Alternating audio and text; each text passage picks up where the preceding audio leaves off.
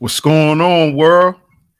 DS1 Ross, and we back here on Sheep Stay Sleep TV. Shout out to everybody who support the platform, man. Much love, much love. Salute to everybody that's in the building. Shout out to y'all. Shout out to y'all. Shout out to all of the visionaries that are here. Welcome back to Sheep Stay Sleep TV. I'm your host, DS1 Ross, of course. And I appreciate all y'all love and support. So make sure y'all start out by hitting the like button. Start out by hitting the like button for me, family. All the visionaries that are here, start off by hitting the like button. After you do that, make sure you share today's show. Share the show. Share it on your community tab, your Discord servers, Facebook, Twitter, anywhere that you share content. Make sure you share this show because we're going to get into it today. We got an awesome show for you guys. Make sure you hit the like button. Make sure you share today's show. It's very important you share today's show, man. So let me get over here to the chat room and give some shout outs before I start today's show. But while I'm doing that, make sure y'all share the show, man. Shout out to Jay Bones. I appreciate you, Jay Bones, and I appreciate the super sticker. Shout out to Jay Bones. Shout out to Rob Mack. What's good, Rob Mack? Shout out to my man Hannibal in the building. Salute. It's a day one supporter right there. Salute, family. Shout out to Larry Vaughn in the building. Salute, my brother. Appreciate it. Shout out to Handel and Jones in the building. What's good? Shout out to Philly. Philly is in the building. It's Akuma in the building. Peace, family. Peace, peace, peace. Shout out to everyone who's listening. Like I said, make sure y'all like and share today's show. Make sure you like and share today's show.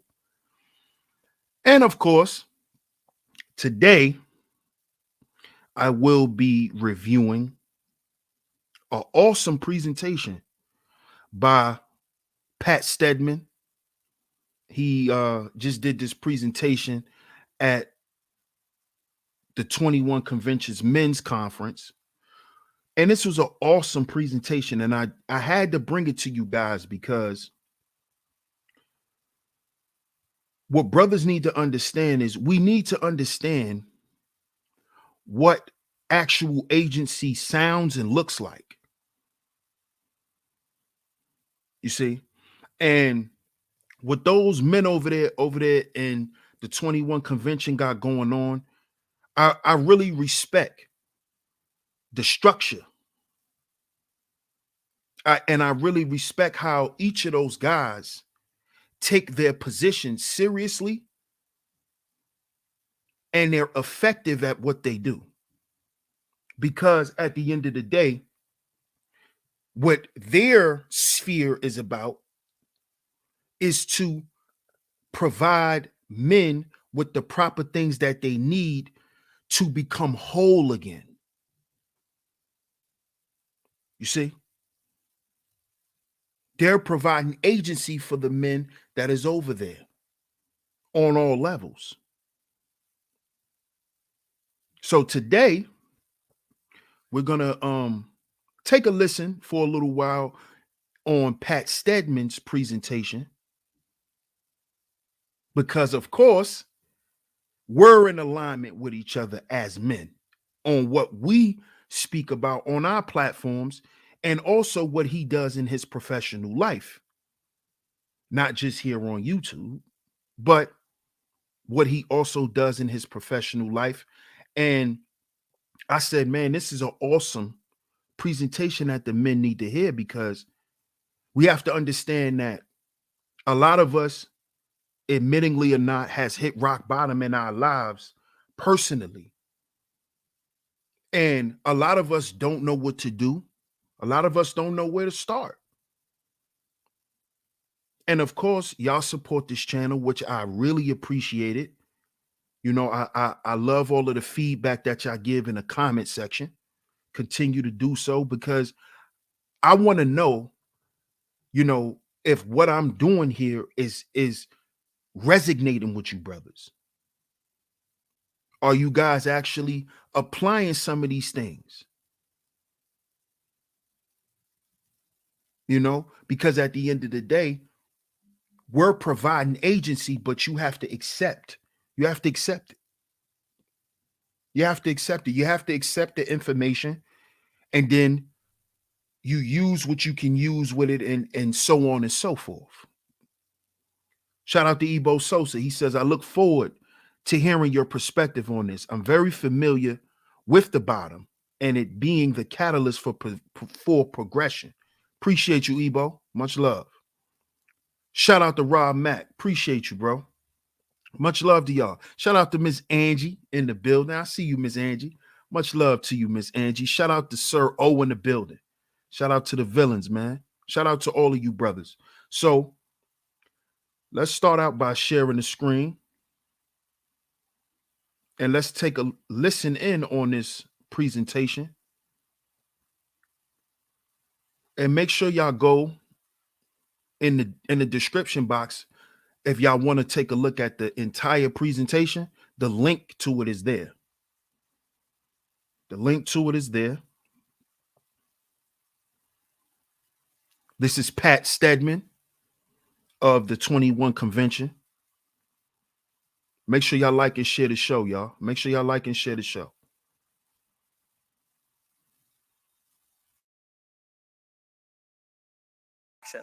And the third pillar that I talked about was personality. Now, we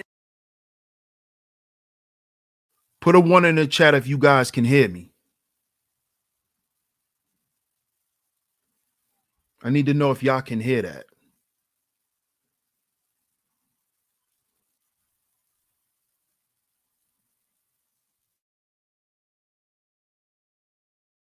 didn't have a lot of time to go into it last speech because it's a very deep subject. How do you deal with making a personality more healthy? But I wanted to spend some time about it today because it's something that I work on. Okay, awesome. Awesome. I just wanted to make sure y'all can hear it. Wanted to make sure y'all can hear it. Shout out to my brother, Mr. Sutton, in the building. Salute, bro. With a lot of clients, and I wanted to talk about how to heal yourself as a man. Now, we're going to stop there. We're going to stop there. And the reason why we're going to stop there is because I have to point this out. Now, over there in those guys' sphere, those guys are about what? Those guys are about healing as men. Those guys are about what? Healing as men.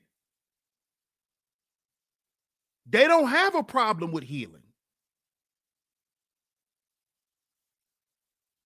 These guys brought in a speaker, a presenter, to teach men the first steps to healing themselves as men. There should not be a problem with us men healing. This is a necessity. I've been saying this for the past 3 years. So we're going to listen to it today.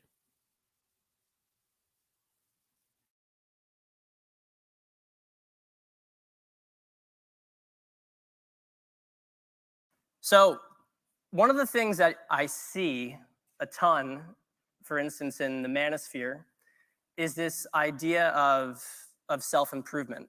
And where does self-improvement, where does this idea come from? So you look around at people, and I think everybody here can relate to this. You have a voice in your head that we might call it the inner critic. And it's this voice that'll tell you, you know, you fucked this up, you screwed this thing up, this girl doesn't like you, you know, you're not jacked enough, you don't make enough money. And a lot of guys, when they're first starting off, when they're in their teens or early 20s, this voice is very sort of subtle, or I wouldn't say subtle necessarily so much as they don't think they can do anything about it. So you have this critic, and it just kind of beats them down. They don't feel very good about themselves. And they don't feel like they have any agency. They have this victim attitude.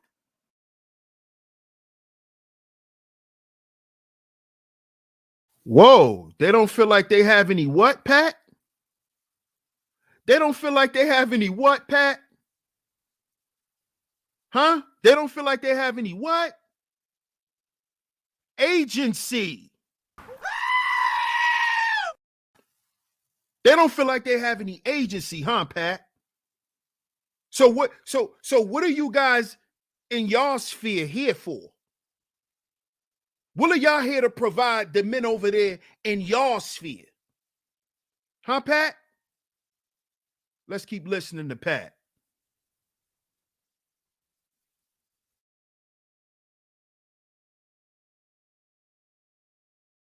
And then something tends to happen for a lot of guys in their early 20s, or maybe after a serious breakup or a job loss.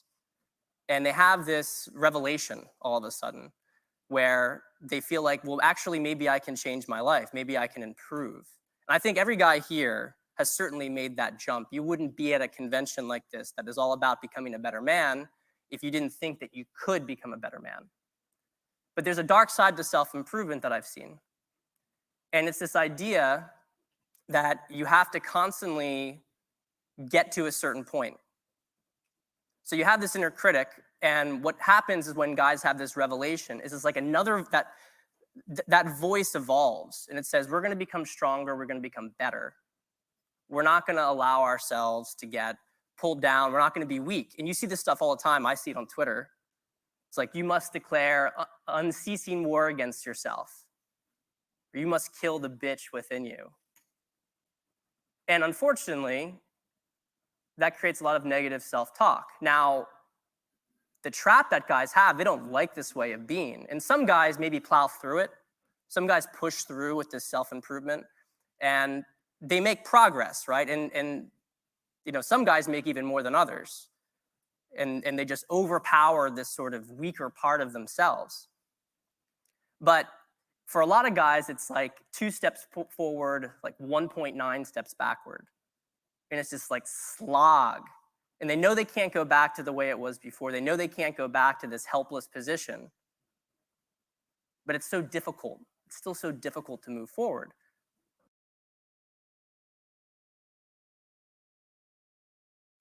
Does that sound familiar, guys? Any of this stuff that Pat is saying, does it sound familiar? Because I know when I first heard it, it sounded very familiar to me. Very, very familiar. Shout out to Just Bowman. I appreciate you, my brother. He said, just showing support. I appreciate your support. Appreciate you, man. Does any of that sound familiar to you?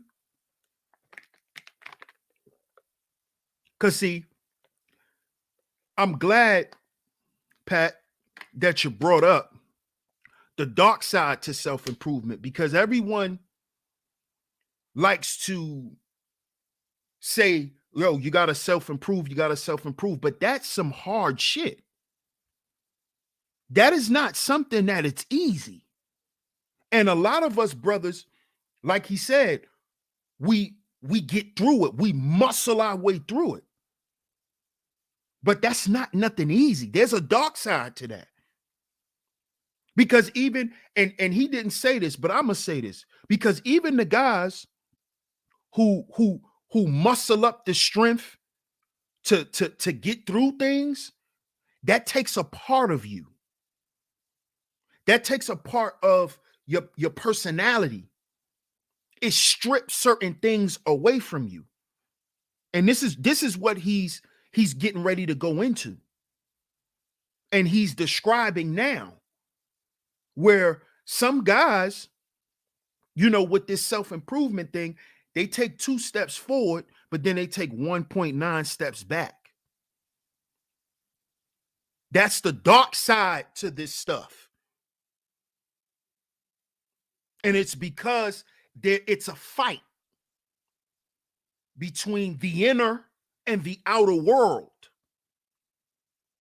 It's a fight between you trying to get you together versus you trying to get you together to make sure you get certain things outside done. See, this is what he's discussing. This is why he keeps saying the inner, the inner, the inner.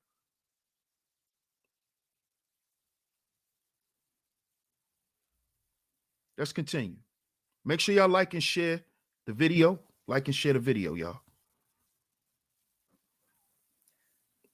My perspective on this is that, relatively speaking, of course, self-improvement is a positive, right? You don't want to be the guy who gives up on life, but does it really have to be so hard? In order for us to fix this, we have to figure out where this critic came from, right? Because guys who go so far with their development, like I've worked with guys, multimillionaires, guys who have like lived the elite lifestyle. They're jacked, they can date any girl they want. They have multiple businesses, and they're still not happy on a certain level. They still don't feel like they can get close to people. So to do Interesting, Pat. Interesting. Interesting. Because see, this is why over here in our sphere, there's a lot of men who has hit rock bottom, right?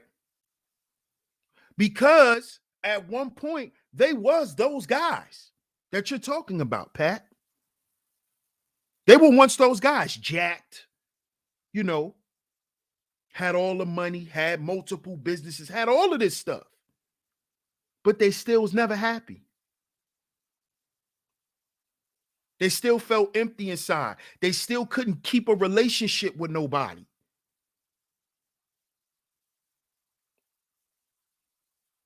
So it's interesting that you said you've had these clients. Because see, what men have to understand is none of that stuff is ever going to make you feel like a man. None of it is. And I've constantly said this, brothers. This is why the motto of my channel is we have to heal before we build.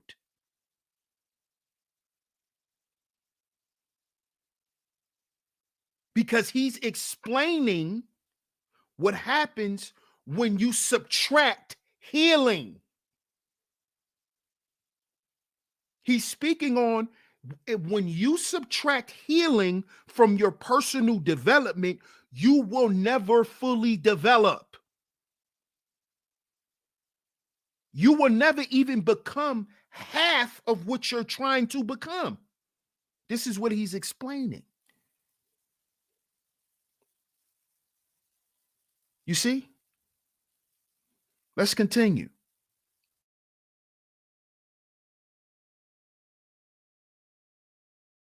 do that, we have to go back to the critic. So the topic today, how to heal yourself as a man. Gotta get this marker off. And there's gonna be 3 steps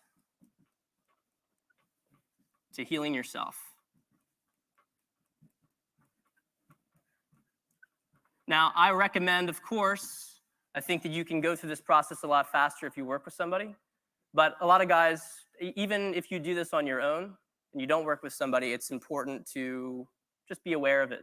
So the first thing, step number 1, is reconcile with your father.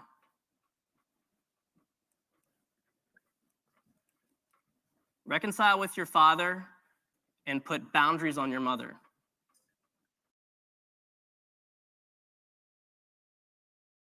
Now, did y'all hear that? Did y'all hear that? The first step to healing yourself as a man is this. He said the first step is to reconcile with your father.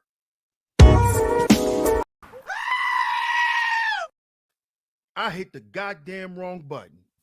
Reconcile with your father. Reconcile with your father. There's too many men in this sphere who hate their fathers. There's too many men today who hate their fathers. How are you going to be a man if you hate your father?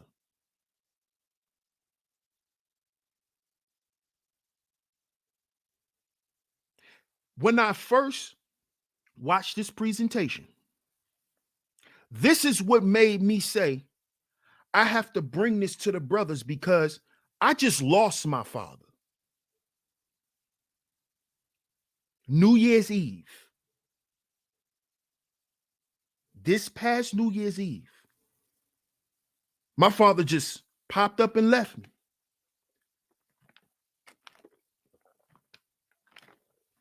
I don't know. Just popped up and left. And my father been in my life my entire life. And when I got a chance to speak at his funeral, this is what I had to say to everyone in that funeral. Love your fathers. Forgive your father. All my homies was in there. Day ones. My whole block was in there.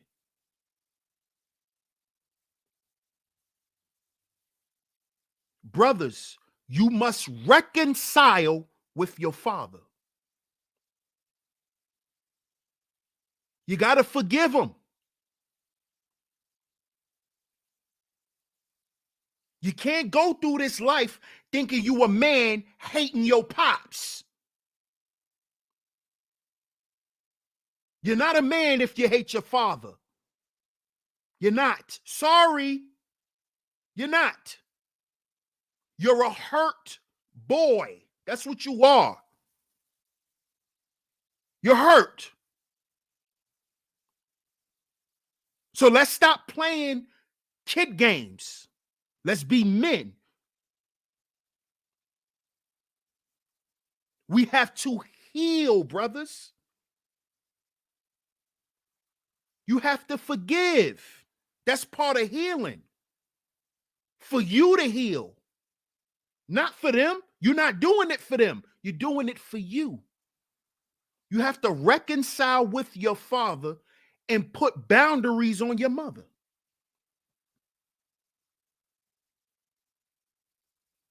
Now, to the men who grew up without a father, you don't know that you have to put boundaries on your mother because your mother was like your father.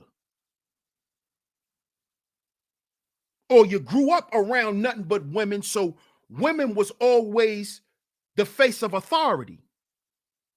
So you don't know how to put boundaries on your mother. If you're not taught by a man, which is usually your father. But the key thing to this is first, we must reconcile with our fathers. Why do you think a bunch of black men around here hate one another? Why do you think? Why do you think this is so? Because a lot of us hate our fathers. These are facts.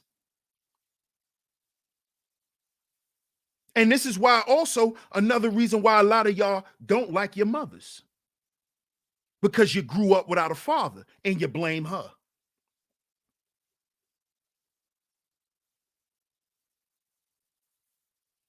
You have to reconcile with your father. Go ahead and get into it, Pat.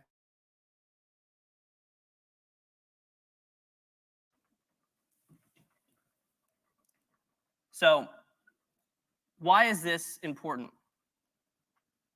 Well, the critical voice tends to come from our father. Now, not always exactly from our father.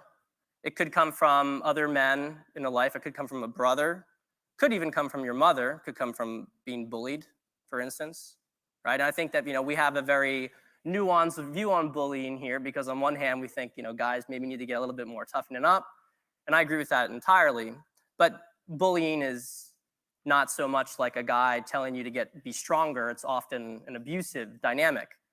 And it can really, like working with guys who have been bullied, it can really mess with your psyche for years. And so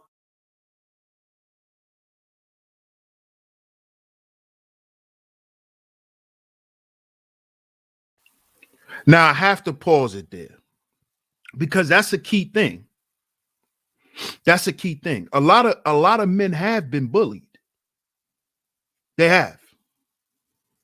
And this is why they don't gravitate to the men that's actually here to help them.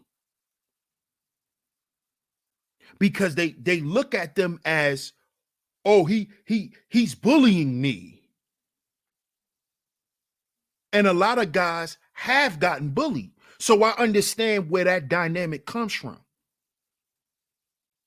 Where a lot of guys have actually gotten bullied and they never stood up. They always found a way to, move around them instead of facing it. So what happens is when they get around other guys who may be a little more let me say a little more rigid, it rubs them, or it scares them, it intimidates them, and it makes them feel like this dude don't like me. This dude is trying to run me, this dude is trying to control me. It takes that dynamic when that's not so. So brothers, you got to understand that too. That happens with a lot of brothers. And there's a lot of brothers in this space that have gotten bullied. They've expressed that before. So certain guys, they're not going to gravitate to, and that's cool. That's cool. But that's why you have a network of men. That's the purpose of having a brotherhood. So if one brother can't reach him, there's another brother who can speak to his situation. Hence why they got Pat Stedman speaking about healing as a man. wherever you got this, but very often it's the father. Very often it's the father.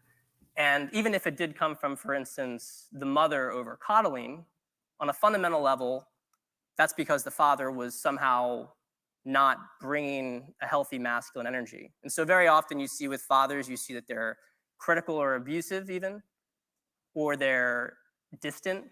Maybe they've been away from home from work all the time, so then you feel abandoned as a child. Maybe they are just simply weak and they get walked over. There's a really, really good movie. I think people should see it just because it's a classic, but it's actually like, it has so many interesting themes in this, and I was never expecting it when I saw it. And that's Rebel Without a Cause. This is James Dean. And it's funny because it's like Rebel Without a Cause, and James Dean is phenomenal in it. But it's not that he doesn't, like, he has a cause. His cause is for him to have a different relationship with his father. So to paint the picture of this family, you have James Dean, this rebellious teenager, and then you have his father, you have his father, his mother, and his grandmother, and they all live together. And his father is just constantly run over by his mother and his grandmother. He's just like the most henpecked guy in the world, and he's kind of a buffoon. And there's a really like poignant scene. It's like James Dean is so frustrated by this. He's so frustrated at how weak his father is. And there's this scene in it where he's like contemplating going like drag racing, and he's kind of on the edge. Like, this isn't a good thing. I know I shouldn't do it. And his father, he sees his father, he hears a noise, and he sees his father had come upstairs with this breakfast tray. And he was bringing breakfast for his mother. Now, I don't think it's like a bad thing for you to ever bring, food for your wife. Under any circumstances, my wife is in the room, so she probably would agree with that. But to understand the context of this relationship, this is a guy who's people-pleasing, right? He's doing this because oh, she's had, she was complaining, so he wants to try to make her feel better, so he's gonna bring her this food. And so then he's gonna get the approval. And to really like make this scene so powerful for the viewer, they have the father dressed in this like 1950s like housewife apron. So he just looks like absurd and completely emasculated. And so he's going up the stairs and he sort of like, I guess he trips and he drops the breakfast on the floor. And James Dean kind of catches him and he's like, you dropped the breakfast. And they're kind of laughing about it. But then the father's like trying to clean it up. He's like, I got to clean it up to make sure that they don't see it before they notice. And James Dean is like, leave it there. Let him see it, Dad. Let him see it. And this is the theme throughout the movie, right? His mother is telling him at one point not to tell the truth when his father had told him to tell the truth. And he tells his father to stand up for him, and his father won't do it. Things don't get better in a certain sense. There's a lot more to the movie, so you still see it. But things don't really resolve. The pain that James Dean feels doesn't really resolve until his father at the end says, stand up, son, I'll stand up with you. I'll be as strong as you need me to be. So this issue with our fathers, it's really, really powerful. And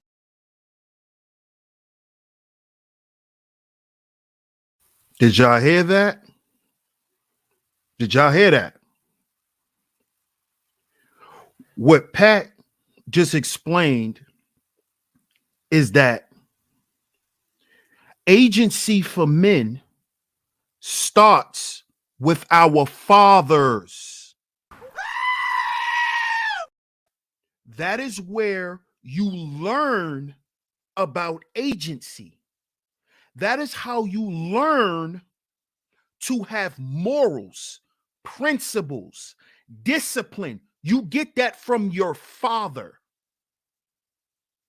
or a masculine or authoritative male figure in your life, which is basically a representation of a father.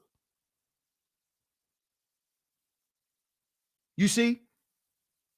This is why it's important, brothers, if you are here to provide agency for men, you got to reconcile with your father.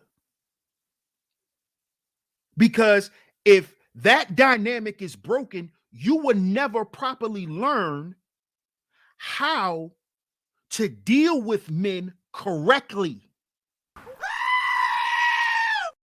You'll never learn. You'll never know. And not just the tangible things, but the intangible things. You see, you might could show men how to run a business and how to do all of that. But are you going to stand up for them? Are you going to defend them when nobody's around? Are you going to defend them when everyone's around? You see, because that's when their relationship was reconciled in the movie. When James Dean's father finally stood up for him and told him, son, you don't have nothing to worry about because I'm here. The same thing we look for, or a lot of men come here and look for online from men. They look for brotherhood. They look for camaraderie. Because they want to know that there's someone there. When I ain't got my back, somebody got my back. But see, that relationship dynamic or those things start with your father. And if your father is alive, like I told all my bros at my father's funeral, call your father. Reconcile with your father. Because y'all still have him. I don't have mine anymore.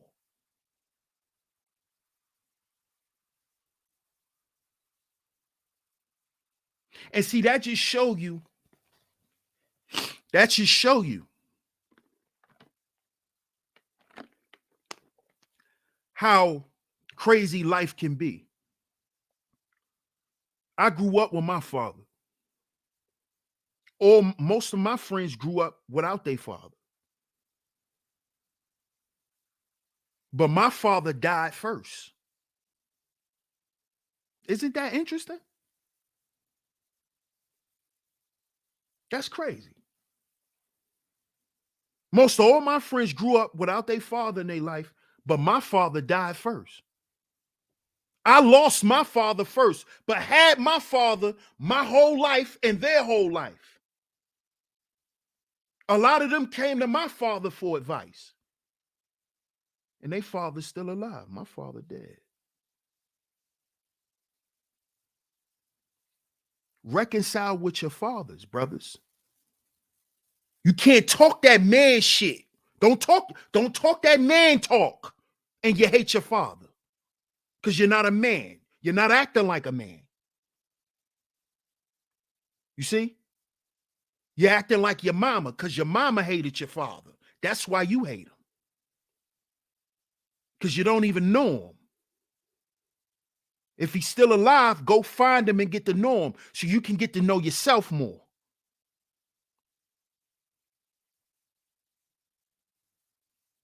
Okay? So you can learn to stop being a tyrant. Maybe that's where you get your tyrannical ways from, your father. But you wouldn't know that because you wouldn't even go talk to him. You're a grown man now. You're not a little boy no more. Y'all can go and have that conversation as men, and you can talk to him like a man because you a man. You're grown. You pay your own bills. You take care of your own self. So you can talk to him and let him know how you feel,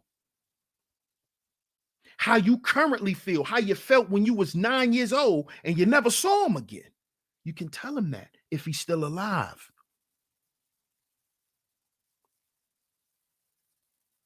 Reconcile with your fathers, brothers. Let's keep it going. And even if we have issues with our mother, it always seems to come back to our father in some way because he didn't have a constraining influence on that.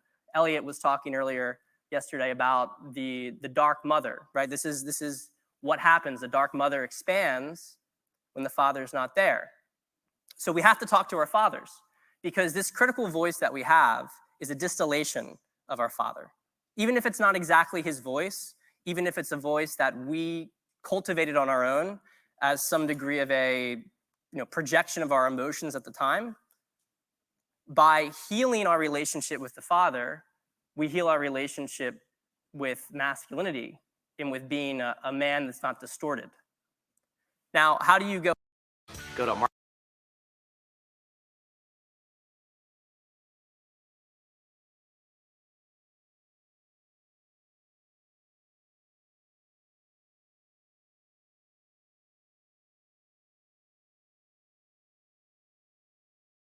First off, you have to,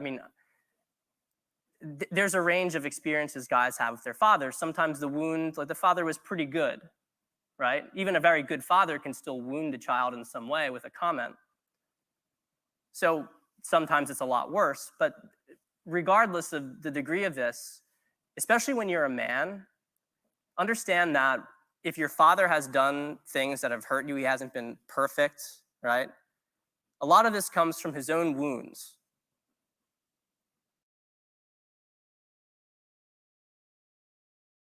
You heard that, fellas? You heard that? So your dad wasn't perfect. Your dad had his own hangups because he's dealing with his own trauma. You see? This is what I've been speaking on since I've been here in this space the last 3-4 years. This is what I've been speaking on. This is the work that the men have to do. Besides going to work, besides paying the bills, besides making sure all that shit. This is the real work. You already heard Pat say his clients are multimillionaires. They got all of that shit that you guys are running around throwing up as smoke screens. They got all of that stuff. But they can't keep a relationship with nobody. They can't get close to people. They don't trust nobody. They're living in misery in a penthouse.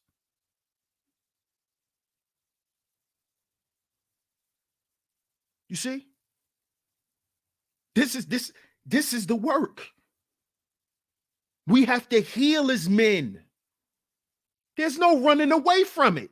All you're doing is running away from yourself. And guess what else you're running away from? You're running away from masculinity.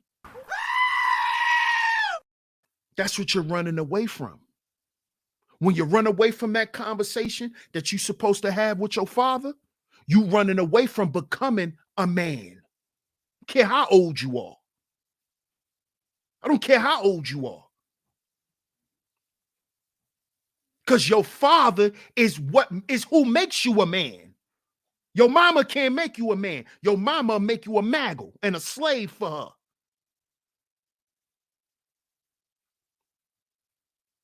Your mama can't make you no man. Your mama can only make you into what she want from a man, which 9 times out of 10 is a simp.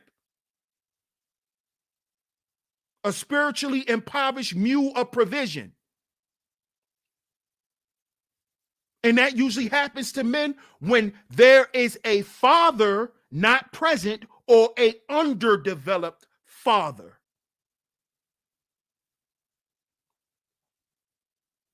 So understand, your dad not perfect. That's because he went through his own shit. You got to reconcile with this, brothers, especially if you got sons and daughters. What about when you 60 years old, 50, 60 years old? You want your kids to be holding shit against you that they saw from you when they was 9 and they 36, 37 years old now? Dad, I remember you got mad and you punched a hole in the wall. That's why I got anger problems. Well, let's talk about it, son, because you know that happened. You know, Dad did that when you was 7. You know I'm not the same man no more. See, you got to reconcile. You can't leave that part of your life void. This is what men have done. And we try to replace career with family. We try to replace education with health. We try to replace wealth, right? Getting money, right? With our appearance. So I don't have to be a man of character, a good character, long as I got this Cullinan and this Rolls Royce I'm gonna pull up in. I could treat anybody like shit. And this tyrannical behavior and mindset stems from the lack of father in their life or an underdeveloped father. It's time to fix that, fellas. It's time to fix that. And the way you do it is you got to forgive your dad. You got to reconcile. Go and talk to him if he's still alive. I'm telling you, go do it before you go.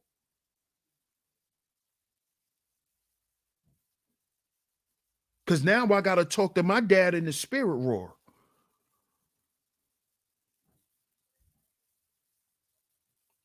I'm still waiting for him to come talk to me in my dreams. So if your father's still out there, man, go and talk to him, bro. And just tell him why you're going through what you're going through and be honest with him. Because that's how you're going to fix your masculinity issue. That's the only way.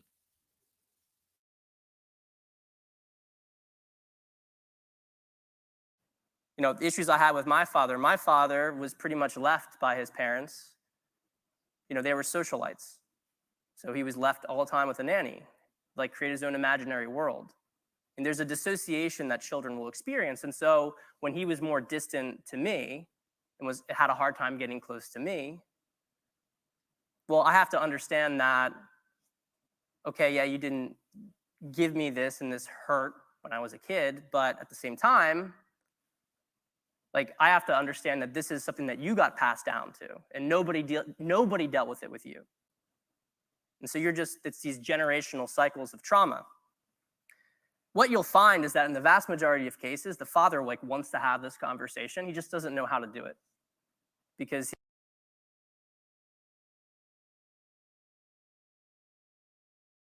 bingo. This is why, brothers, it's a necessity that you initiate the conversation.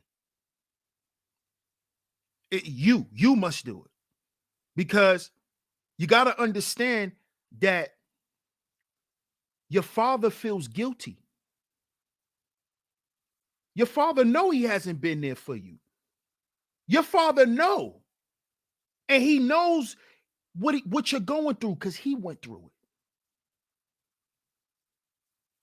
So he's ashamed.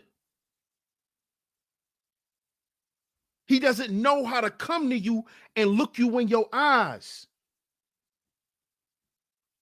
and say what it is he know he has done, because he's ashamed of it. You're his child. He probably never thought that you would grow up like him. But being that he never got help for what he went through, he didn't understand that it's on autopilot. It's going to go from generation to generation to generation if somebody don't stop and heal the men. If the men don't decide to heal, the problem will stand. The problem is going to stand. What are those problems? The problems that us men have with each other, meaning the OGs and the elders. Shout out to Sonny Blanco in the building, a OG.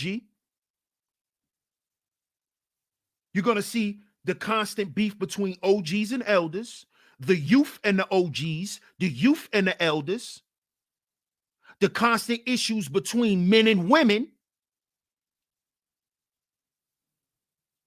Because as Pat said, most men who have issues with their mothers, it all stems back to their father. You see? Y'all have heard me say this time and time again. The reason why I don't hate black women is because of my father. Not my mother. My father. My father made sure that I didn't hold anger and hatred toward my mother because what she put me through, because what happened to me. My father made sure of that. You see? It all goes back to daddy, poppy. That's who it all goes back to. You see? It goes back to the relationship you have with your dad and the lack thereof. Make sure y'all like and share the video, man. Like and share the show. Shout out to everybody in the building. I see y'all, man. Make sure y'all like and share the video. Pat going in, man. Make sure y'all go and y'all subscribe to Pat Stedman, because he be cooking.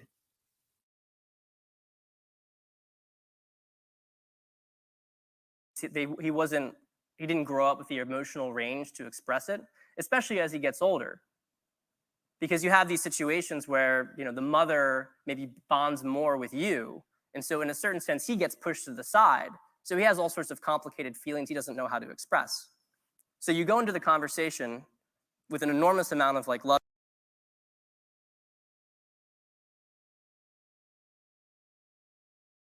Now, I got to stop it real quick and point that out, because that happens to a lot of guys. A lot of guys, they be in relationships, and once a child comes, it's like the mother in some relationships, it's like she pushes the father to the side and now just focuses on you, especially if it's a male child. And that can mess with a man's feelings. And what'll happen is sometimes guys fall back. They'll fall back. They'll fall back out of the relationship with him and his woman, which then takes a toll on the relationship that he has with you and him and how y'all interface. Because now mommy's number one to you because she's spending all the time with you. So now as you growing up, you don't see mommy and daddy together, operating together. You don't see that. It's you have all your intimate time with mommy. The relationship is being built with you and mommy. And your father resents that. Not because he resents you, but because he don't get no time to be with you. He doesn't have the chance to impute the things that he want to impute in you. And that happens. A lot of women do that, especially when they have sons. This is why a lot of times you hear in a lot of dysfunctional families, you always hear that the sisters always get mad at their mother because the mother always picked the side of their brothers. The brothers could never do nothing wrong. Y'all put a 1 in the chat if y'all know a family like that, or if y'all come from a family like that. Where the mother just have an affinity for her sons. The boys can never do nothing wrong. Girl, stop running your mouth and stop talking to your brother like that. And you know, it's an affinity for them. See, that starts when they're little because a lot of women have an affinity to have a son. So much that they forget that their son have to one day become a man. You see? And instead of the father stepping up and saying, yo, hold on, and check that situation, some guys fall back. Some guys totally check out of the situation. And what that does is that leaves the child hurt. That leaves you hurt, brother. And then you wondering why your dad never came and got you, why your dad never called, why your dad never tried. It starts from situations that Pat is speaking on. These are real life things. I know brothers that's going through that with their baby mothers.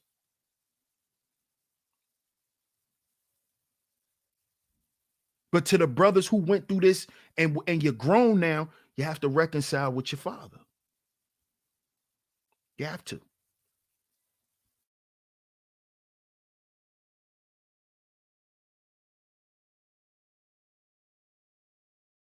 Love and compassion.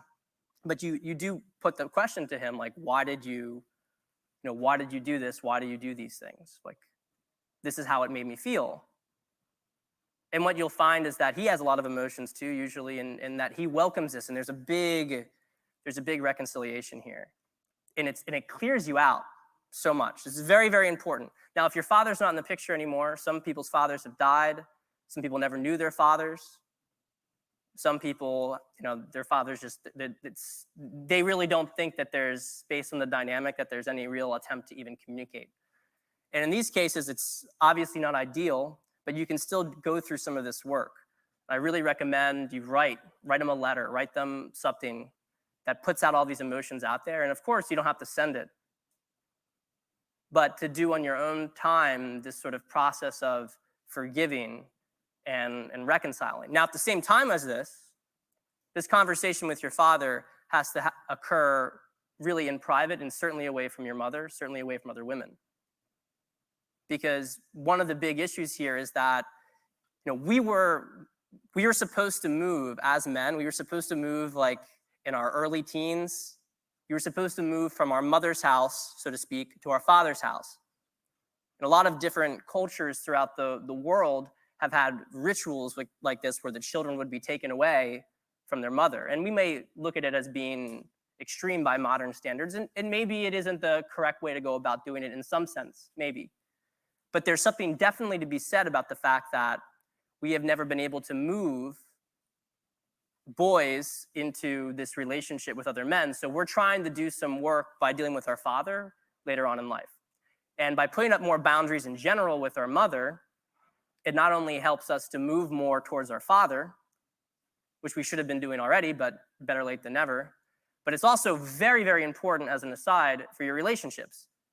Because if you're in a situation where you're trying to get serious with a woman, but your mother is still super involved in the picture, and you're bonding more with your mother than your wife, I mean, this is how a lot of very distorted generational cycles can occur with intimacy. Like you see this happen a lot, for instance, in India, where you have the mother moves in with the new couple, and the son is with the mother basically the entire time. And the mother oppresses the wife, and then their marriage isn't so good. And then when the mother dies, the wife does that with the new son, and just kind of creates this real dissatisfaction. So I mean, that's more of an extreme example, happens more and more in the West as well. So what happens after we deal with the father? We do this reconciliation with the father. Well, there will be a big release, because somebody that you really cared about and always wanted to connect with, now you have the opportunity to do that, and you can start to build a relationship that maybe got neglected. And you also get a better idea of how to parent yourself. We talked about this inner critic, and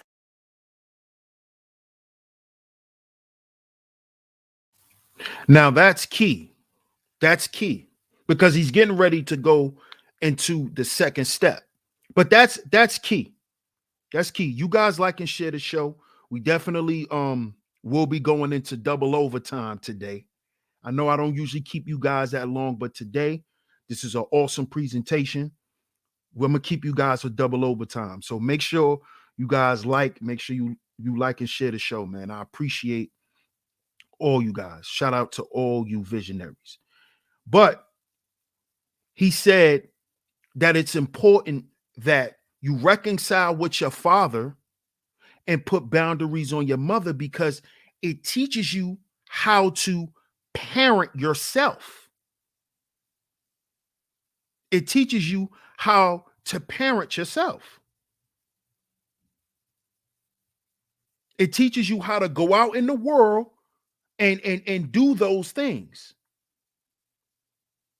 You see? But like they say, everything starts at home. So he's getting ready to get into the second step, which is parenting the inner child like it needed. So let's go.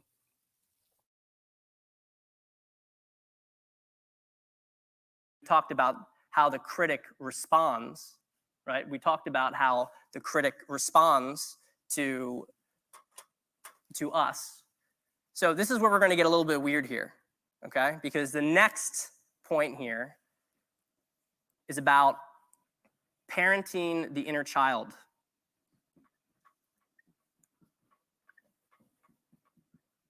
Parenting the inner child like it needed.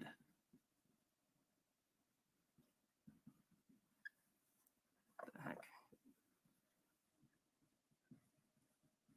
So what does this mean? We can say that the critic is a voice, right? But who is the critic talking to? The critic is talking to something else. And the critic is, effectively talking to a child, right? This is what we would call your inner child. So this gets weird because now we start to talk about subpersonalities. And when we talk about personality health, really what we're talking about is a healthy relationship between these different subpersonalities that we have. Now, that's extremely important. That's extremely important, because what do you see going on with a lot of men in today's society? We're suffering from a lot of what? Mental health issues. Mental health issues. Hey, Toya, I see you. Much love to you. But we deal with a lot of mental health issues. And that mental health issue comes from what he's getting ready to break down. That conversation between that inner child and the critic. So you always hear people saying, if you talk to yourself and you answer yourself something wrong with you, it's unhealthy. Actually, it's not. Actually, it's not. Because what you're doing is you're parenting that inner child. You're talking to them, you're coaching them. This is what personal development is. You're developing that inner child into a man. You see, this is why you have internal issues and you have external issues. You see?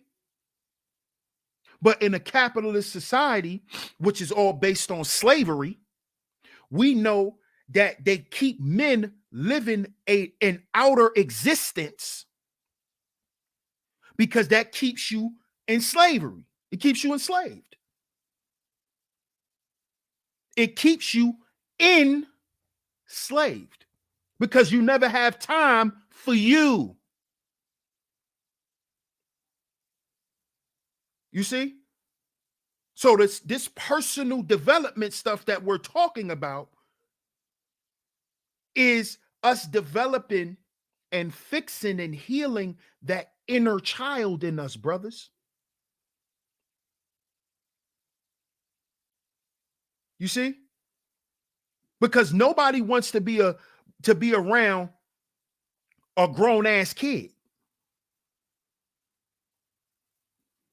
He got the money, he got all of that shit, but he irresponsible. He can't tell the truth to save his life. He's a coward. He runs from situations. See, that's still the inner child. You see?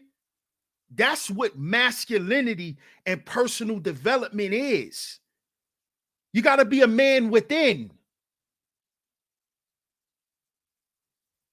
You see?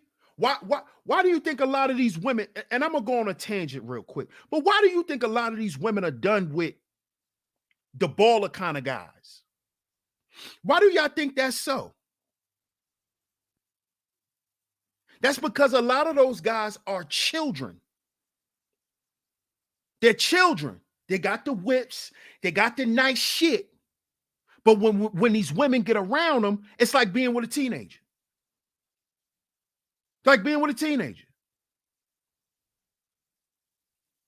It's like being with a teenager. That's what it is. I hear it all the time. I hear it all the time. Yeah, he had money. He had a nice whip and all that. But when we went to do our thing, he had shit in his drawers. When he took his boots off, he had on strawberry shortcake socks. He took his pants off and was ashy. You see? That's because he's still a child. He's still a child. Teeth yellow. Can't keep his teeth white. I heard one woman getting on a dude right on YouTube, talking about how his tongue was white.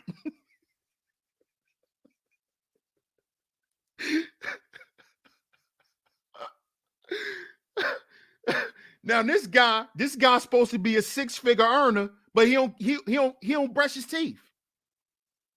You're a six-figure earner, but you don't brush your teeth, dog. You're still a kid. See, that's what children do. That's what teenagers do. A teenager try to run outside without taking a shower. You got to raise them to be a certain way. You see, you got to parent that inner child. See, you can't be running around here talking about you a man and your goddamn teeth is green. You got green gum disease and your teeth brown and shit like that. You're not a man. What man will walk around with brown teeth? Teeth all fucked up, mouth all jacked up and all of that. You're still operating like a child.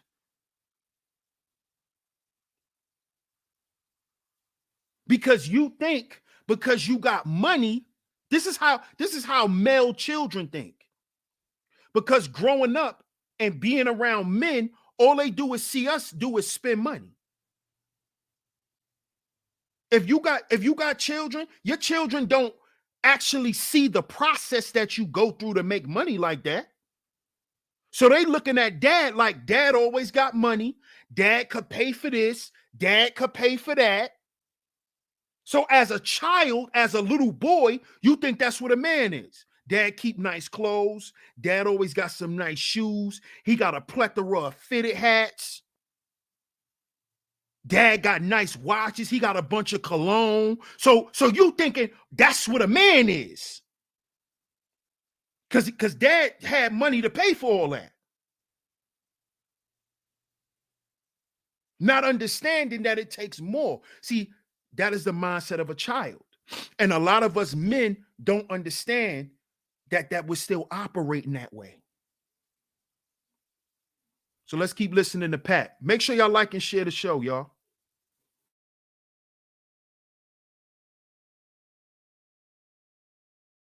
Now you could get really specific and you could try to like find a lot of micro ones. And as far as my experience with this goes, you know, obviously there's certain mental illnesses, multiple personality disorder, where people actually embody these subpersonalities temporarily, or they create them due to various traumas.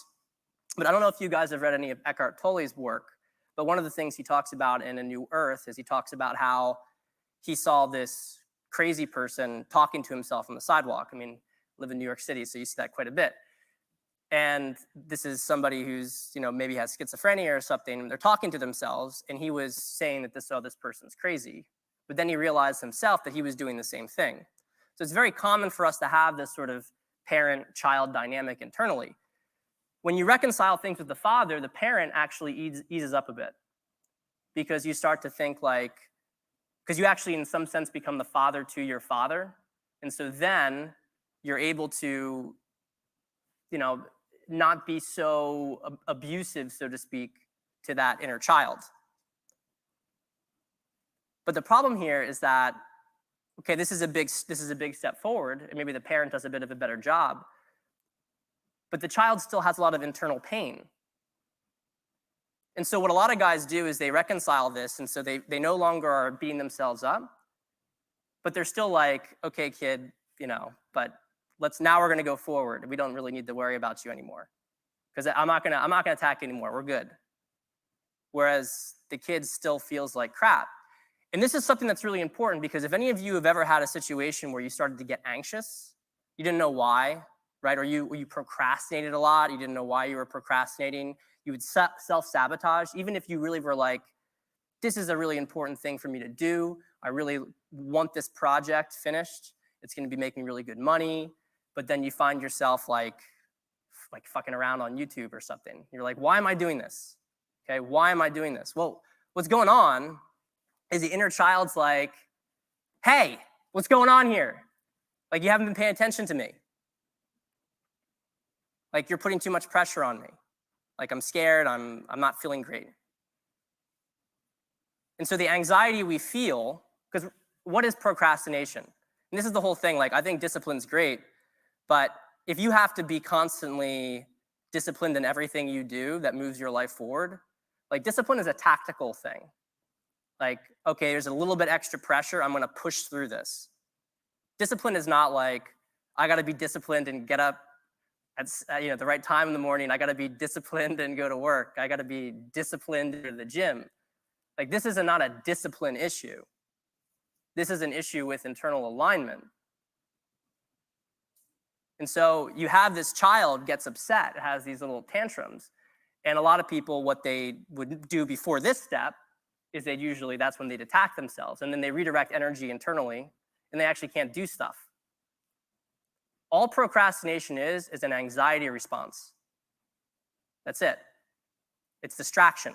You want to distract yourself from something because you feel anxious. And so the issue isn't like, set a 20-minute timer. I mean, maybe you can do that, but the fundamental issue is like, what's going on that you are feeling that anxiety? And so for a lot of people with this inner child, and I'm going to be doing a workshop after lunch today, and if you guys, it's kind of a weird exercise, but if guys have some issues with this, we're going to be going into some how to get in touch with that inner child, because there's some interesting there's an interesting process. But creating this dialogue and checking in, what's going on with this kid? How's this kid feeling? Very often what you see happen here is that it's not getting a break. The kid doesn't get a break from you at all.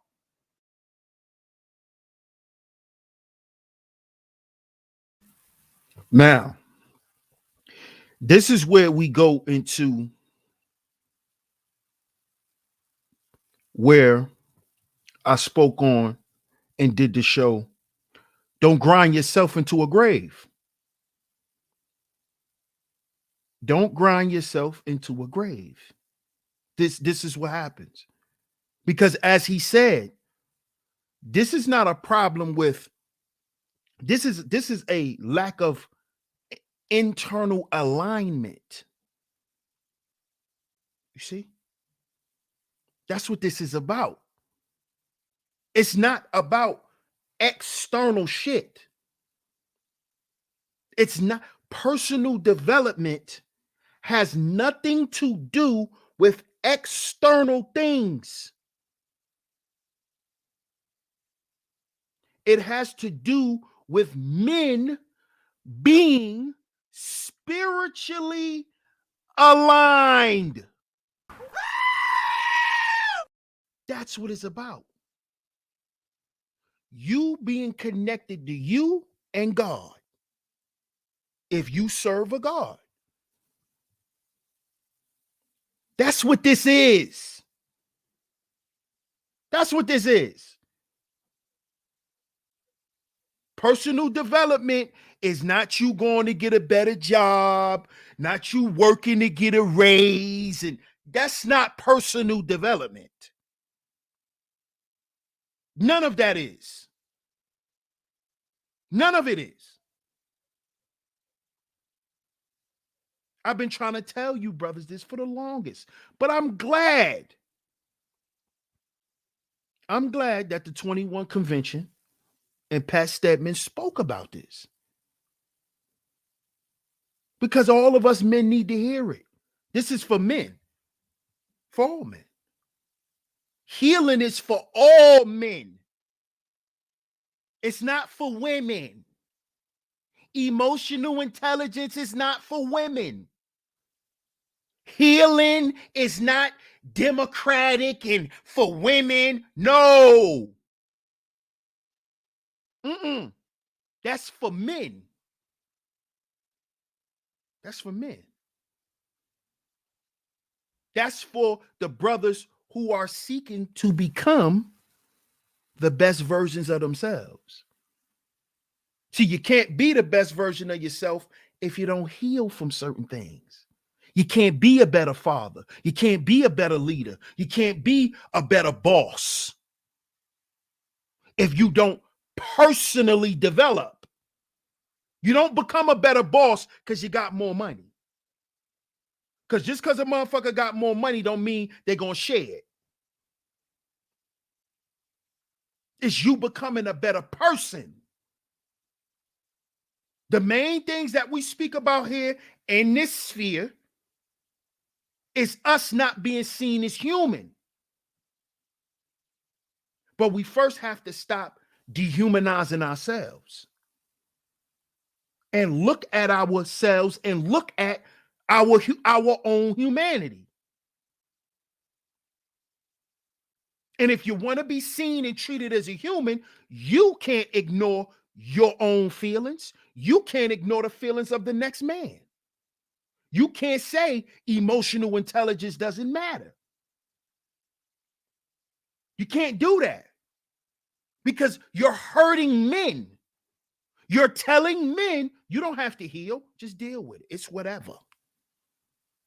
It's whatever. And men are taking that it's whatever stuff too far because they've heard it too much. We've heard it too much. Yo, don't nobody want to hear that shit. Yo, don't nobody care about your problems. Yo, don't nobody want to hear that. Nobody want to hear you whining. Nobody want to hear you crying. We've been hearing that since we dealt with trauma in our life. We've been hearing that. We've been hearing that from our mothers. Oh, big boys don't cry. Big boys don't cry. You a big boy, right? You a big boy, right? You a big boy. Don't cry. You a big boy. You mommy's big boy, right? Y'all remember this stuff. You mommy's big boy. Mommy's big boy don't cry.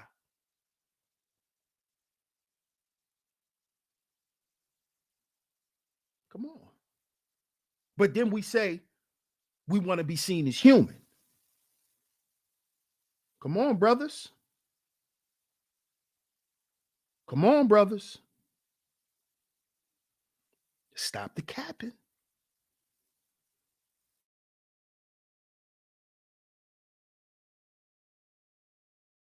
Tons and tons of pressure on this kid. And so when we don't relax, you know, I'm making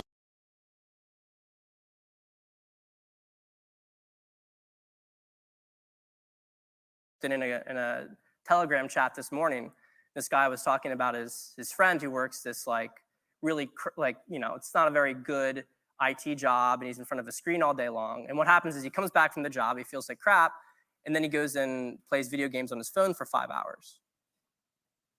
And this is a really like common thing that regular people do. And guys in this room would be like, well, I'm not doing that because this is, you know, self-improvement, right? We know it's not good to do that. But at the same time, like that guy is relaxing. He's not relaxing. All this distraction stuff, it's him trying to not focus on his need. And the inner child has a lot of needs. Sometimes they're very simple. Sometimes they're like, play with me, right? Let's go do something fun. Like, let's just not feel like we have to do anything. Or maybe it's a boundary issue, right? A lot of the nice guy stuff comes from the inner child's wounds, where the inner child's like, oh, well, I have to, you know, it thinks that you have to caretake and you have to do whatever like a woman says or whatever if you're going to be able to get your needs met.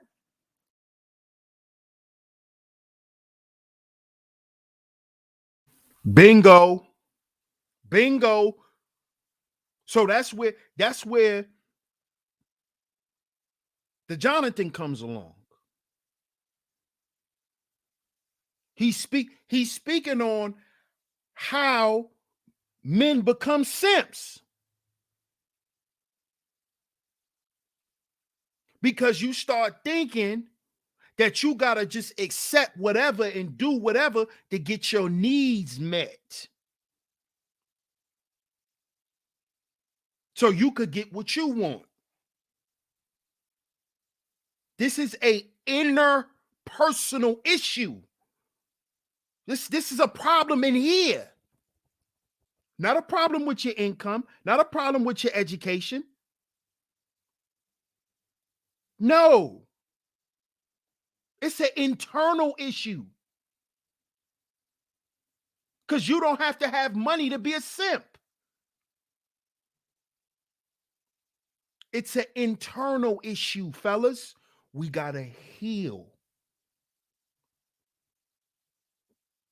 We got to heal, man. We got to stop running from it because all it's going to do is pop up in our lives in different forms of fashion.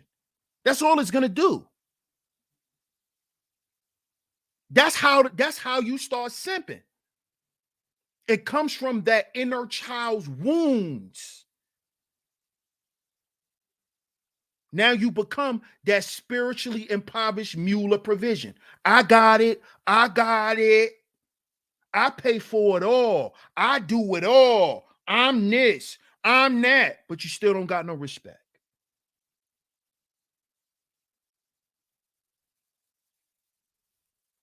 You paid for authority. Authority doesn't work like that. Either you have it or you don't. It's not something you pay for. You don't pay for authority. You don't pay for leadership. Either you're a leader or you're not. You see? These are internal problems. That's what it is. Let's continue. Shout out to Pat Stedman, man. Make sure y'all like and share today's show. Make sure y'all like and share today's show. Go over there to the 21 convention. Go over there, show them brothers love over there at 21 Studios too. Make sure y'all go subscribe to Pat Stedman too.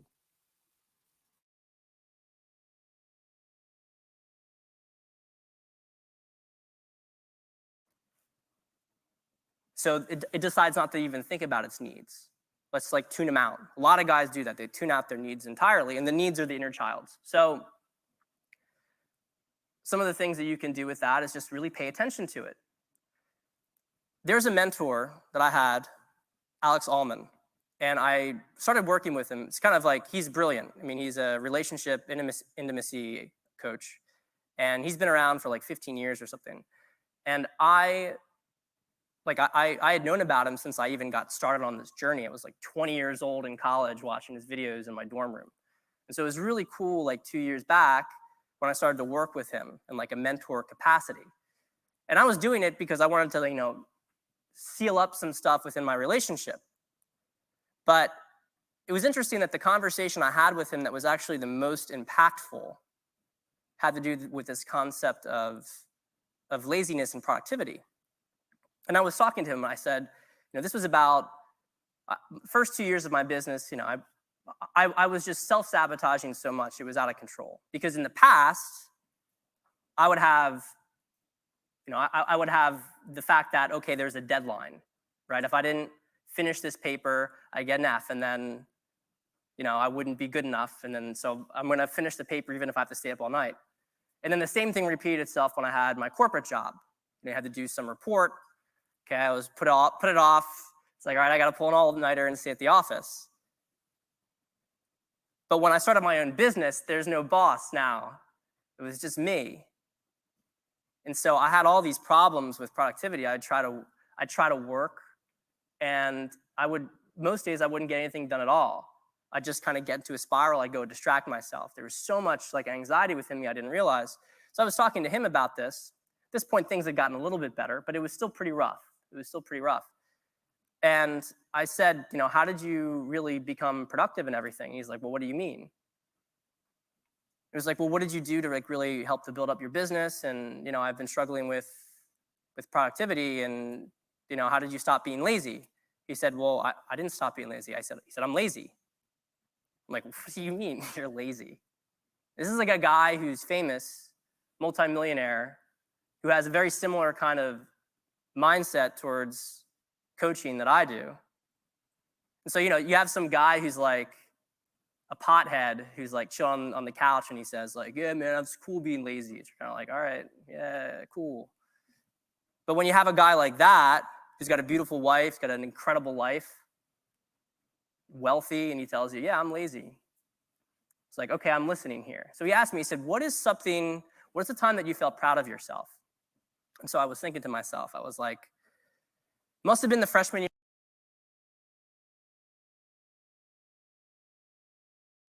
Now that's powerful. I got to stop it there because I want to ask you, brothers, whoever asked you that question in your life, to all the men in the chat room, whoever asked you that question, when were you ever the most proud of yourself? Do you even know?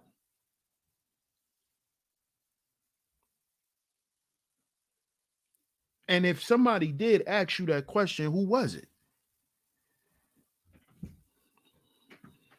Hey, what's up, Letitia? What's going on? King Dice in the building. Salute. I want to know, brothers.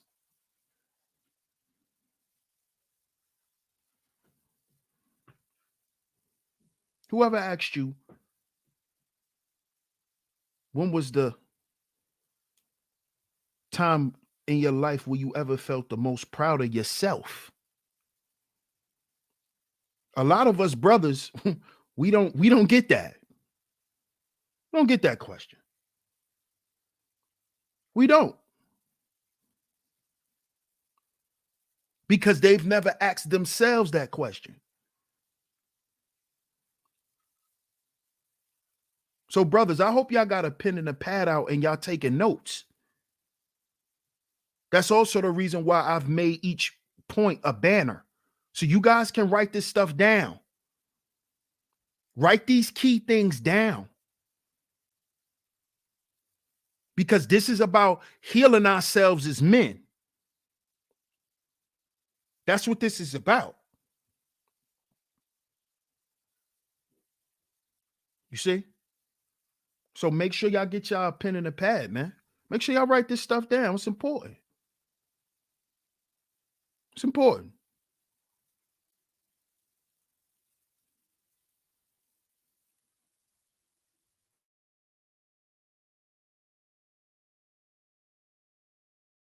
Year in college. So long story short, basically, my whole family was Ivy League, Dartmouth. And my freshman, sophomore year in high school, I didn't do too well in a couple of classes. Did well in my SATs, pulled it together end of high school, but my GPA had kind of dropped a bit, and I was like, I was not gonna get into the school. I was worried about that, and I didn't get in, and it was devastating for me. I mean, it seems silly in hindsight to think like, oh, you didn't get into a college, big deal. But emotionally for me at that time, it was an association with my father. And so for me to not get into the school was for me to not be good enough. And it sort of confirmed, like I had for like 11 years or so, this contract with myself that if you get in, then you're going to be good enough for him. And then I didn't get in. And it was like, nothing matters now. And so I go to.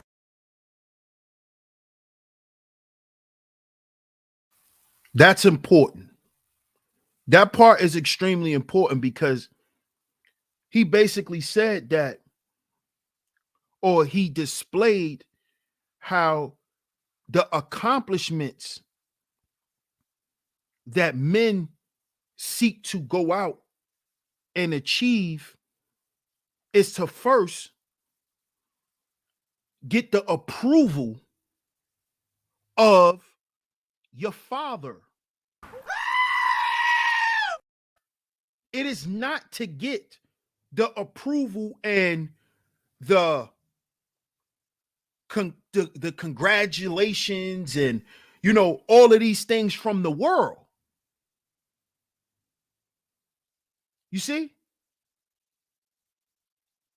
And the reason why a lot of men feel like they can't do more is because of either the hangups that they had with their dad or some of the hangups that they have because their dad had those hangups.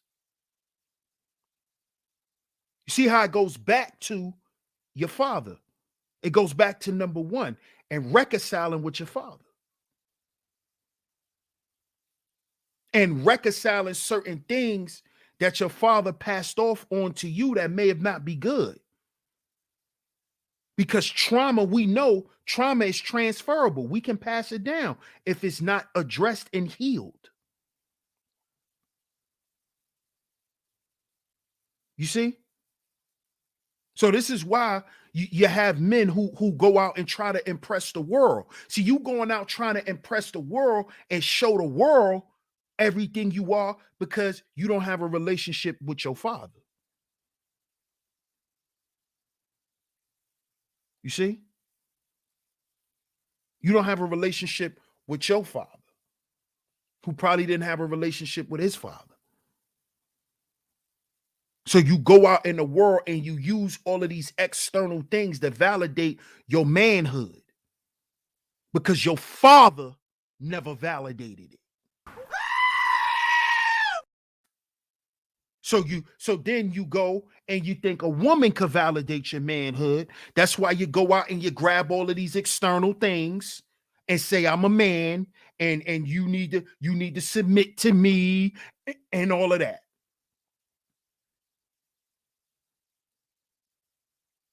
That's what this stuff comes from. Let's continue.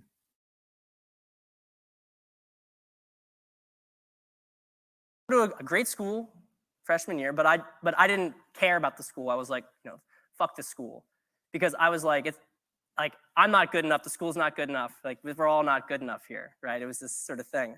And then something happened. So I was in a relationship, and my girlfriend was going to be applying to UPenn.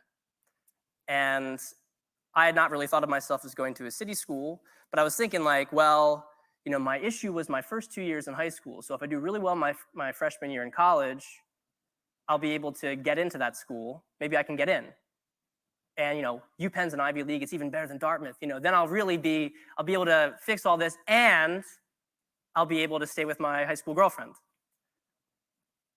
So I got in. I mean, we broke up before the school started, but I got in. And so I told him, I said, this is when I was most proud of myself. I worked. I had almost no friends that year.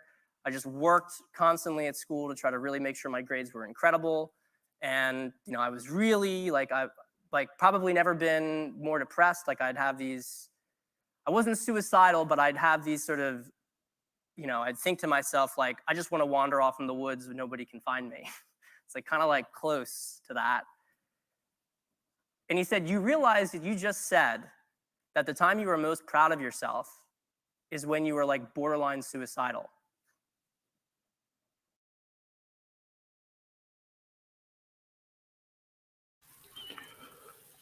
Doesn't that sound like some of you guys' favorite characters? Doesn't that sound like the Joker? Huh?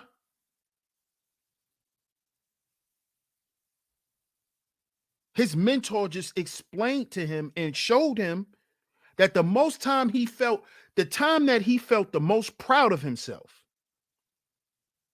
he was actually suicidal. Sounds like the Joker to me.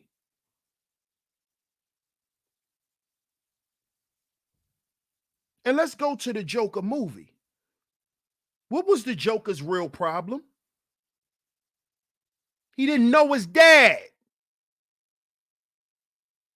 And his mama lied to him about his dad. See, we're not playing games here no more in 2022 here on Sheep Stay Sleep TV. We're not playing games no more. We're not. Either we're going to do the real work, or we're going to sit here and entertain one another as men. And I'm not a part of the circus. So I'm good. I'm good. But this masculinity circus that you guys are putting on over here in this sphere, I'm not with it. I'm not. All your little bullshit narratives have been debunked. It's over. We got to get to the real work. It's time for us to heal as men. Because what we see in this space is a result of what happens when men hit rock bottom.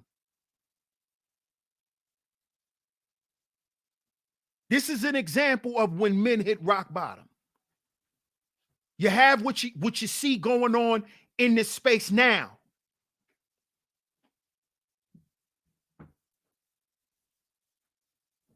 We got to heal as men.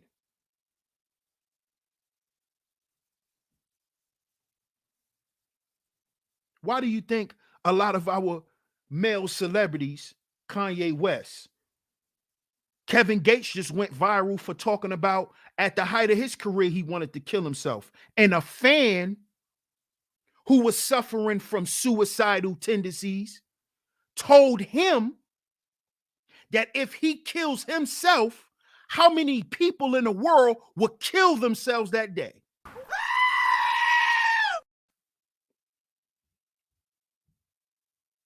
You see why I say we got to heal, brothers? Kevin Gates just told that story on a podcast. It went viral. Y'all could easily look it up. At the height of his career, he already set up everything for him to go and blow his head off. And he said on his way out, walking out of a store, one of his fans approached him and told him, yo, man, you know your music saved my life. I think about killing myself every day, but because of your music and the things that you talk about is what's keeping me alive. And Kevin Gates told the fan that he was getting ready to go kill himself. And the fan grabbed him and held him and told him, if you do this, do you know how many people in the world are going to kill themselves? Come on, brothers. This is not a game. It's not a game, man. Make sure y'all like and share the show, man. Like and share the show.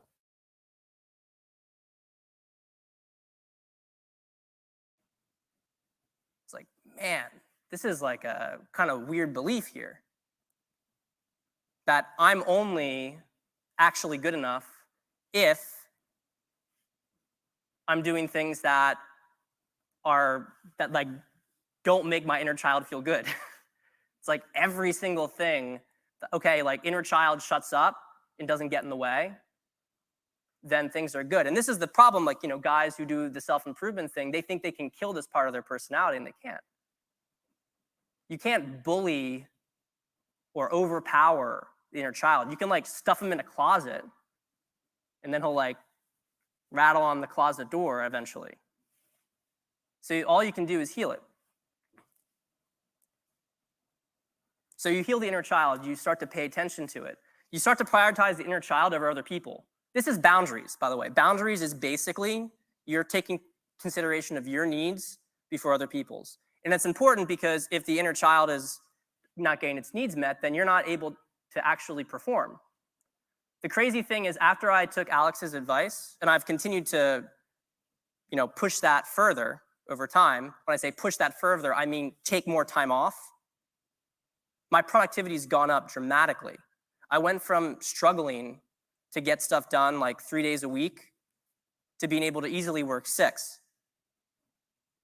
So it was kind of like funny, this paradox of like, okay, I'm gonna be lazy, which actually just made me a more hard worker because I was finally taking into consideration my emotional needs. Which brings us to point number 3. I'll have to use the red marker again because apparently blue doesn't show very well. So things are much better now because now you're listening to this child, but there's still one more issue here, right? And this is something that a lot of guys have a hard time with. They're like, well, this child is still like, how long is this child gonna have its needs for? How much am I gonna have to like constantly stop and check in with this? And this is where a lot of therapy and like new age work stops. They just kind of consider this child as always going to be something that you need to just deal with. And to an extent, they're right. To an extent, they're right because, you know, it is a part of you. And initially, things are going to be tough. Resolving the issues are going to be tough because you have to think of it like it's a relationship. This is a relationship that you've done a very bad job maintaining this relationship for like a decade or more. And so you're going to have to take some time in rebuilding the trust. Then you can negotiate a little bit more. That's extremely key, Pat. The relationship between you and the inner you. The relationship between you and the inner you. How long have you been neglecting that?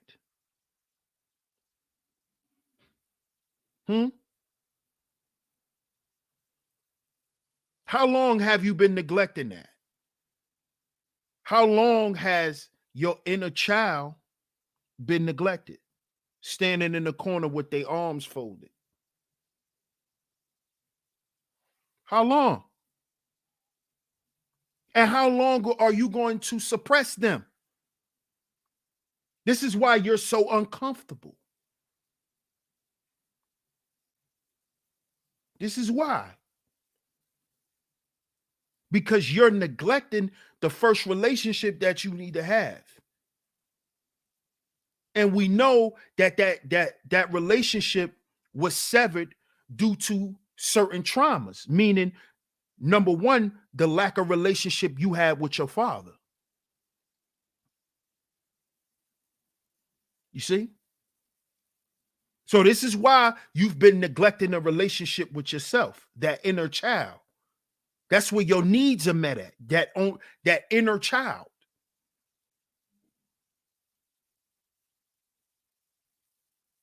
You see? But Pat is getting ready to go into the last step, which is initiate the child, which I spoke on before, where I've asked, do we still need a rites of passage as men? Because he's going to go into the whole initiation of the child and how this is important. So let's get into it.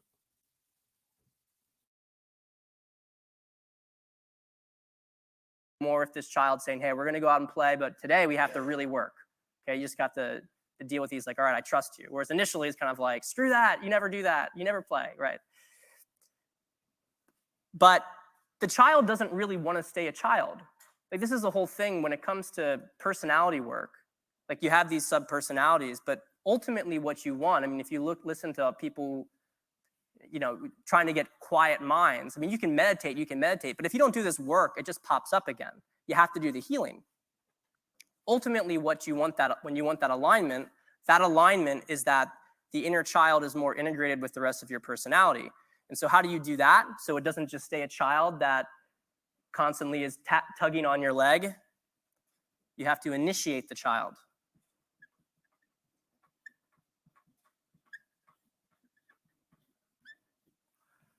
Which basically means to turn him into a man.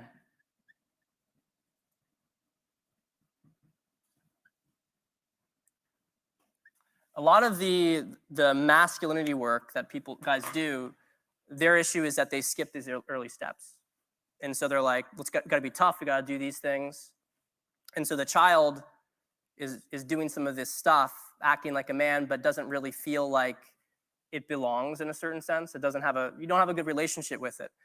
Whereas contrast with more like new age healing stuff, they stop here. They really don't understand this part because this is a really important thing for men in particular. Men have lost their initiation.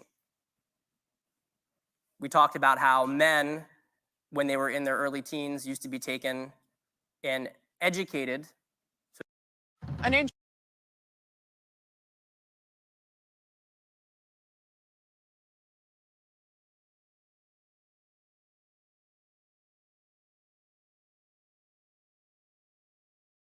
From the older men in the community, where they would basically turn into a man, and they'd test themselves. Today, we don't really have that. We don't really have that anymore. A lot of those rituals disappeared in the Middle Ages, and then since the Industrial Revolution, fathers have been completely taken away from their sons, more and more, as less and less people farmed. I mean, America, up until 1910, you still had 90% of people worked on farms. Contrast that by the 1950s.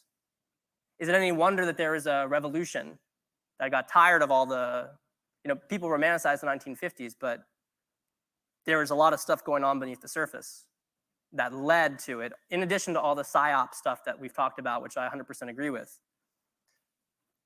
So what do we do with this child?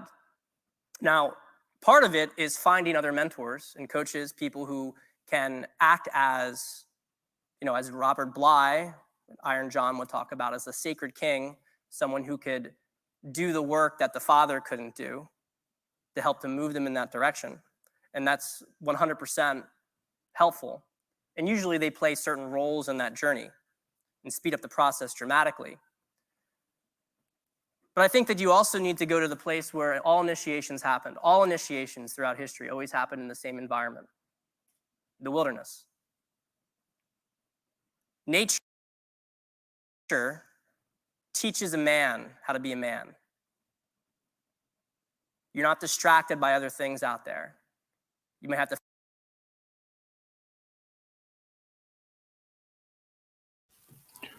Go outside. Go outside. Nature. See, going outside.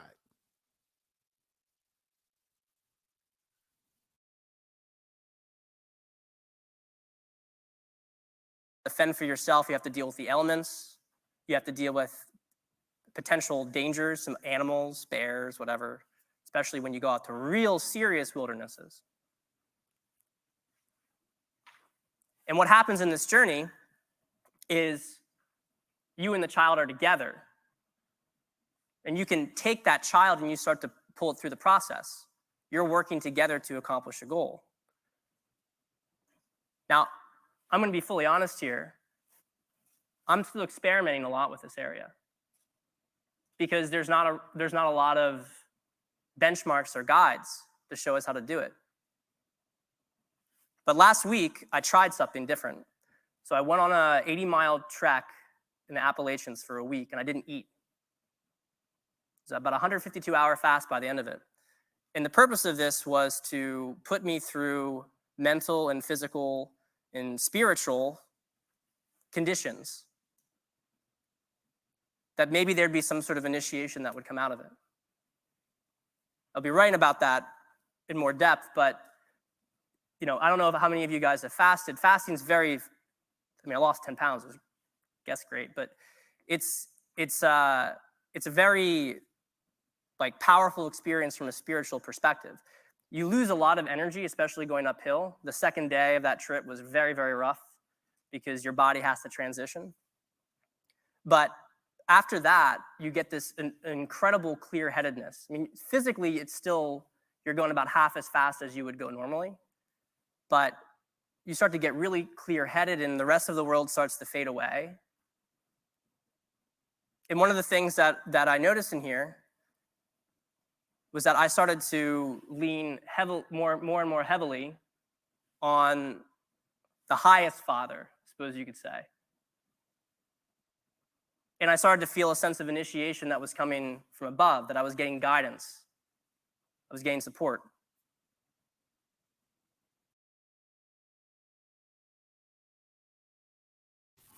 Oh, hey, Pat. Hey, man. Hey. That might be a little too much for these guys, Pat. Not the guys in my chat, but that's a little that's a little too spooky for some guys, Pat. We don't need spirituality, Pat.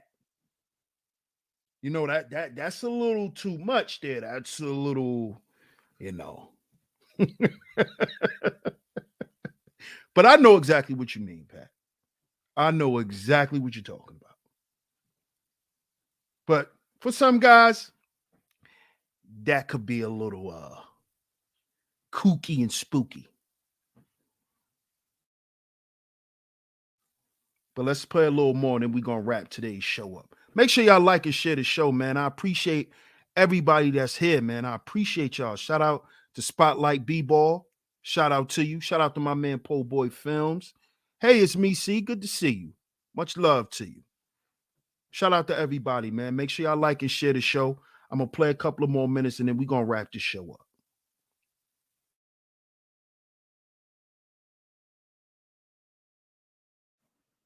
I don't know if this is going to be everybody's path, but going out in the wilderness and testing yourself, it was cold all the time. You're hungry, you're tired, but you start to feel unified. And since I've come back, I'm still in this processing. because a lot of the child part doesn't feel so much like a child anymore. It feels more like a teenager, like it's gone through something, and it doesn't want to act like a child. Now, this is not a single process. This is not like a single event. You have to continue to reiterate this. But I think for a lot of you guys that are struggling to fully get past all of this sort of, internal dynamics, I really recommend you go out in nature and test yourself. So putting this all together, what is like real self-improvement? Self-improvement that's like healthy and wholesome, good for guys. Because we can say that, remember, self-improvement in the context of being a victim is a step in the right direction. But at a certain point, you realize that, me watching these other accounts and they're talking about this, they're talking about the like Playboy lifestyle, or they're talking about, making, 7 figures on some e-com thing. Eventually, like a lot of guys, if they don't have the direction, they can get pulled in all these different, they can get pulled in all these different directions, and they feel like they can lose themselves. What you start to realize as you get down this process more and more is it's not about addition, it's about subtraction.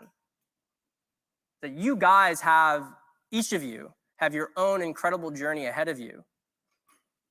And you really lose out in the end when you focus on somebody else's journey. When you see that somebody's doing this and that maybe I could do that. This is part of the busy mind. There's real serious clarity underneath it all.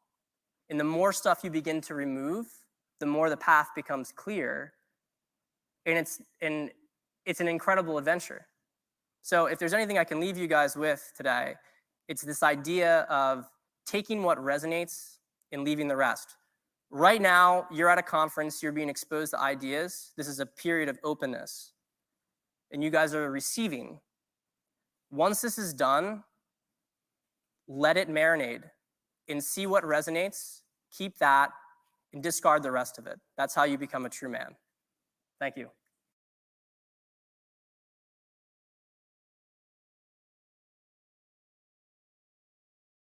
Now, awesome presentation. Shout out to Pat Stedman. Shout out to those brothers over there at the 21 Studios, of course. Awesome presentation, man. Brothers, you guys get in the comment section. Get in the comment section and let me know what y'all thought about the presentation. I thought it was awesome. I definitely had to bring it to you guys, man, because like he said, it's about subtraction. Because it's about getting through all the BS to get down to what really matters in each man's life. And those things may differ. Okay? So, shout out to y'all. And this is not lint, by the way. That's gray hair. Okay? So don't be on there talking about Sheep had lint in his beard. That's gray hair. Okay? But I appreciate y'all for tuning into today's show. Make sure y'all like, make sure y'all share and subscribe. Hit that notification bell so you're notified every time I drop some new content right here on Sheep Stay Sleep TV. Shout out to all of the visionaries once again. I appreciate all the love and the support. Shout out to everyone who hit the Cash App if you hit the Super Chat. I appreciate all the donations and all the support. If you would like to donate, Cash App $ Sheep Stay Sleep TV is where you can go. Cash App $ Sheep Stay Sleep TV is where you can go, or you could just simply hit the super chat. Much love, everybody. Make sure y'all get down in the comment section and leave your thoughts about today's show. DS1 Raw, Sheep Stay Sleep TV. And remember, brothers, we got to heal before we build. We got to heal before we build. We'll catch y'all on the next one. Peace.